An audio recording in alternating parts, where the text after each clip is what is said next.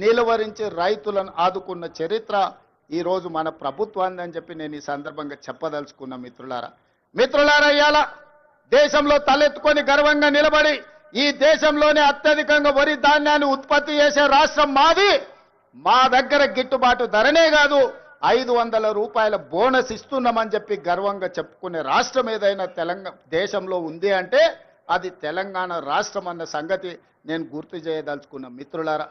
ఇవాళ మీరు ఆలోచన చేయండి. చాలా మంది అన్నారు, వాళ్ళకి తెలుసు వాళ్ళు ఏ విధంగా రాష్ట్రాన్ని దివాలా తీపిచ్చిండ్రు. ఒక క్యాన్సర్ పేషెంట్ చూడడానికి బాగా కనిపించినా కిడ్నీలు దెబ్బతిని, గుండె దెబ్బతిని, రక్తము సరైన బీపీ షుగర్లన్నీ క్యాన్సర్ ఉండి చనిపోయే ముందు ఏ విధంగా ఉంటాడో రాష్ట్ర ఆర్థిక వ్యవస్థను చంద్రశేఖరరావు గారు క్యాన్సర్ బారిన పడేసినట్టు పడేసి 8,29,000 కోట్ల రూపాయలతో మాకు అప్పచెప్పిండు మిత్రులారా. ఆనాడు ధనిక రాష్ట్రం 16,000 కోట్ల రూపాయల మిగులు బడ్జెట్తో అప్పచెప్తే 10 ఏళ్లలో 8 లక్షల కోట్ల రూపాయలు అప్పు చేశాడు. ఇవాళ వాళ్ళు గొప్పలు చెప్తున్నారు. ఆయన శని మామ, శకుని మామ, అల్లుడేమో శనీశ్వర అల్లుడు ఇవాళ మాట్లాడుతున్నాడు. శకుని మామకు తగ్గట్టు శనీశ్వరపు అల్లుడు జమైండు. ఇవాళ మీరేం చేసిండ్రయ్యా రైతులకు అంటున్నాడు. ఆనాడు రైతు భరోసా ఇవ్వాలంటే కోకపేటలో భూములు అమ్మిండు. రైతు రుణమాఫీ చేయాలంటే ఔటర్ రింగ్ రోడ్డును తెగనమ్మిండు. రైతుల పేర్ల మీద అప్పులు చేసిండు, రైతుల పేరు మీద దోపిడీ చేసిండు. రైతులకు నీళ్లు ఇస్తున్నాని కాళేశ్వరం పేరు మీద 1,00,000 కోట్ల రూపాయలు కొల్లగొట్టిండు. ఇవాళ రైతుల ముసుగులో రైతు సెంటిమెంట్ను అడ్డం పెట్టుకొని ఆనాడు భూములు అమ్ముకోవడమే కాదు, ఔటర్ రింగ్ రోడ్డును తాకట్టు పెట్టడమే కాదు, 1,00,000 కోట్ల రూపాయలు కాళేశ్వరంలో కట్టడం కూలడం జరిగింది. ఇవాళ రైతు సెంటిమెంటును వాళ్ళ ఆదాయ వనరుగా మార్చుకున్నారు. ఇవాళ 1,000 కోట్ల రూపాయలు సంపాదించుకున్నారు. నేను ఈ వేదిక మీద నుంచి అడగదలుచుకున్నా, తెలంగాణ రాష్ట్రం రాకంటే ముందు మీ ఆర్థిక పరిస్థితి ఏంది? ఇవాళ మోయినాబాద్లో హరీష్ రావుకు ఫామ్ హౌస్ ఎట్లొచ్చింది? జన్వాడలో కేటీఆర్కు ఫామ్ హౌస్ ఎట్లొచ్చింది? గజ్వేల్ ఎర్రవల్లిలో కేసీఆర్కు 100 ఎకరాల ఫామ్ హౌజులు ఎట్లొచ్చినాయి?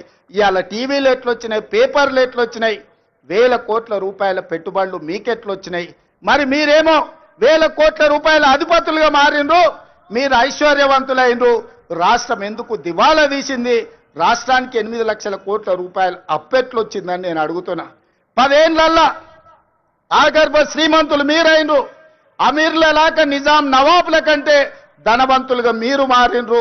దేశంలోనే ధనిక రాష్ట్రమైన తెలంగాణ ఇవాళ దివాలా తీసింది.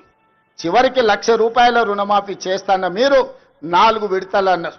అసలు మీరన్నారు మిత్తి మీరే కడతా అన్నారు. అసలు లేదు, మిత్తి లేదు.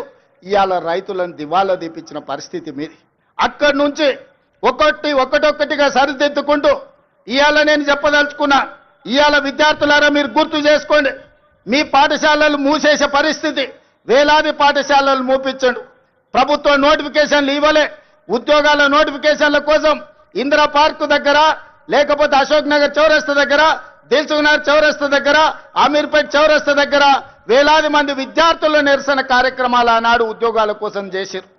కానీ మన ప్రభుత్వం వచ్చిన తర్వాత మేము మీద నోటిఫికేషన్లు ఇస్తే ఇన్ని నోటిఫికేషన్లు ఎంబడెంబడే వద్దు, మేము చదువుకోలేకపోతున్నాం, నోటిఫికేషన్లను వాయిదా వేయండి. ఈ దేశంలో ఏదైనా ఒక రాష్ట్రంలో ధర్నా జరిగిందంటే అది తెలంగాణ రాష్ట్రంలోనే.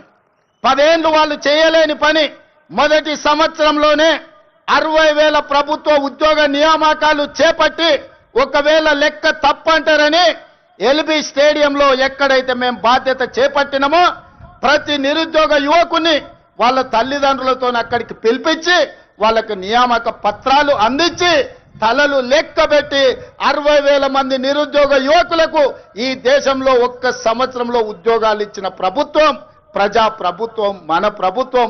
నేను ధైర్యంగా చెబుతున్నా, లెక్క పెట్టుకుంటా అంటే తారీఖు చెప్పు, 60,000 మందిని లైన్గా ఇదే సచివాలయం ముందల నిలబెట్టి ప్రతి తల లెక్క కట్టి 60,000 ఉద్యోగాలు ఇచ్చినట్టు నేను నిరూపిస్తా. చంద్రశేఖరరావు, 10 ఏళ్లలో నువ్వు ఎన్ని ఇచ్చినావో ప్రజలకు ఒకసారి సమాధానం చెప్పు అని నేను అడుగుతున్నా.